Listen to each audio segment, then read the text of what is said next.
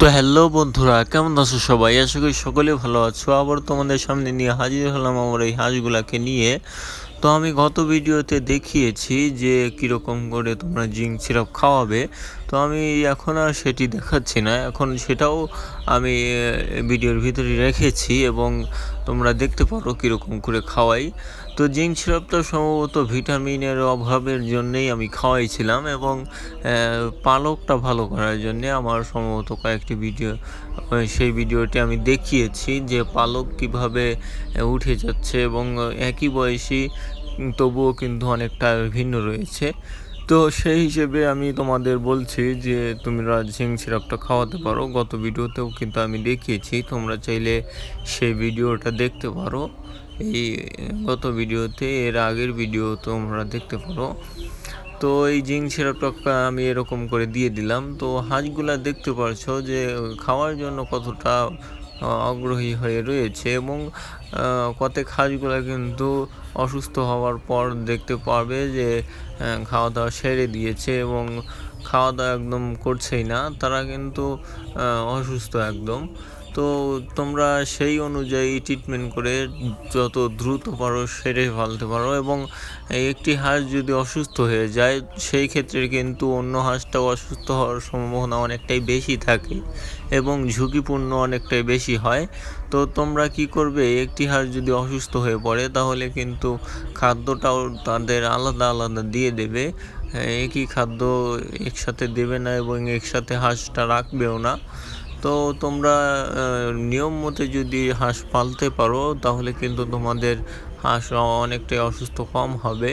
তো আমার প্রায় ধরা চলে যে আমার 1 বছরে সবগুলা হাঁস একবার অসুস্থ হয়নি। 1 বছরে সম্ভবত একটি করে এবং 2টি হাঁস অসুস্থ হয়েছিল। তো আমি এই কৌশলে কিন্তু অসুস্থ হাঁসগুলাকেও সারিয়ে ফেলেছি কৌশলে। তো আমি সম্ভবত ঠান্ডা লাগলে যে কাজটি করি, আমরা সম্ভবত ঠান্ডা লাগলে সেই চাউলের যে কুনটা রয়েছে সেটি আমি ভাত রান্না করে এদেরকে খাওয়াই। তো তোমরা চাইলে তোমাদের যখন হাঁস অনেকটাই ঠান্ডা লেগে যাবে এবং বসে থাকবে এবং লড়াচড়া করবে না, সেই অনুযায়ী তোমরা কি করবে আমি বলছি, শোনো। তোমরা প্রথমে যে চাউলের কুনটা রয়েছে, খুদ যাকে বলে, সেটা তোমরা ভাত রান্না করে নেবে। তারপর ওই তোমাদের বাড়িতে কিন্তু সরিষার তেল এমনি পাওয়া যায়, তোমরা খাও। অনেক মানুষ খায় না, তো যারা খায় তাদের কাছ থেকে নিয়ে আসবে এবং বাজারেও কিন্তু অ্যাভেলেবল সরিষার তেল পাওয়া যায়। তো সরিষার তেলটি তোমরা অল্প পরিমাণ যদি খাওয়ার জন্য আনো তাহলে ভালো, আর যদি খাওয়ার জন্য না আনো তাহলে অল্প পরিমাণ কিনে আনবে। কিনে এনে সেই এই খাদ্যের সাথে এবং খুদ যে ভাত রান্নাটা রয়েছে সেটির সাথে মিক্স করে এবং তাতে কিছু দিয়ে দেবে লবণ।